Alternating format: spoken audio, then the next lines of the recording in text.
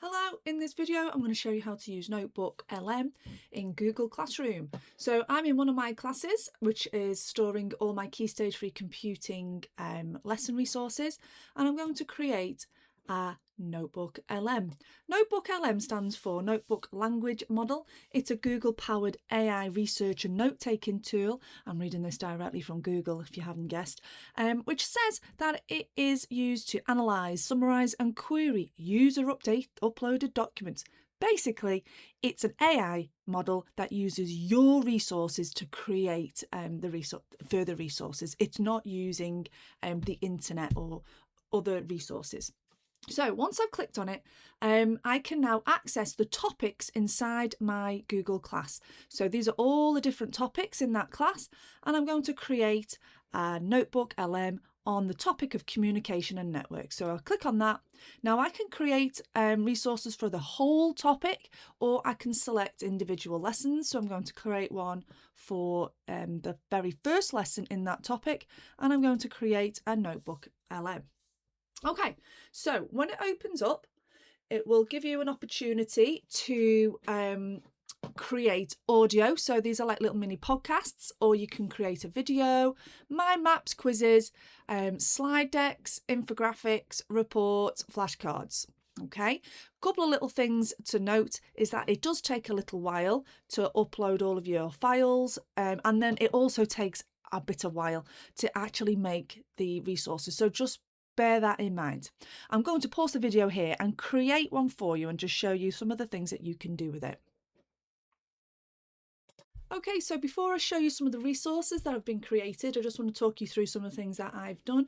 I have changed the title from untitled to what is a network. If we go back into my Google class, you can see that that has now appeared as a separate assignment in that Google class with the NotebookLM attached. And when I click on that NotebookLM attachment, it takes me to this. So this is what your students will be able to see when they click on that. Okay, then over here I selected all of the different options, and it really did take about 5 to 10 minutes for them to actually be created, so please bear that in mind. So a couple of things that we have got here is like a bit of a mind map, which I find really cool because it actually sort of you can open up the different options, so you can have as much or as little shown. You can have it exactly how you want and then download it as a printable file, or you can share this sort of expandable mind map with your students separately. I'm just going to close that down and go back to Studio up here to go back to where my other resources are. Then we've got a podcast.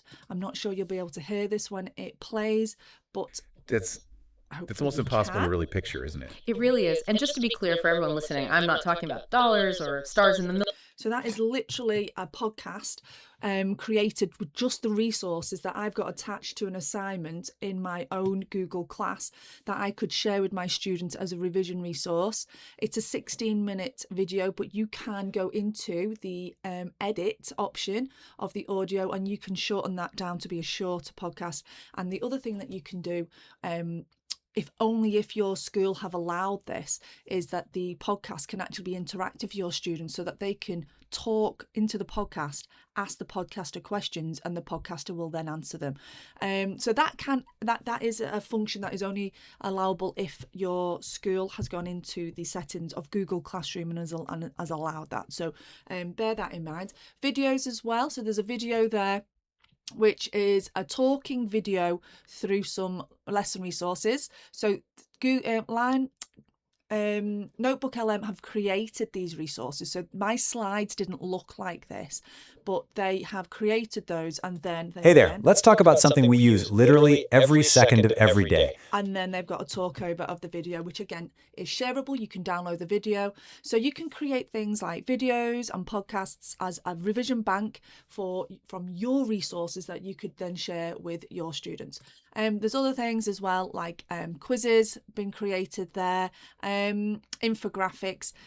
Be careful with the infographics. I've found this one has actually taken, I don't know whether this is all AI, but I find AI generated images do seem to take ages to be created. It's not editable. either, but it can create some pretty nice little graphics that you could then maybe use a snipping tool to snip them and embed them into your own lesson resources. So it's using the AI to sort of support your own lesson resources. So yeah, you can see that it's, even though I set this off 15 minutes ago, it's still taking its time to be created. So I'll just minimize that. And then there's this little chat box, which is right in the middle of the screen, which will open up to students. Again, this will be deactivated unless your school's sort of techie team has gone into the admin control and has switched this on for your students. So they won't be able to interact with the AI unless that's turned on. But if they are allowed, these are the resources, these are the words that were on my lesson resources, and then the students can actually ask the AI questions, and it will look through my resources to find the answers and will feed the answers back that way. Okay.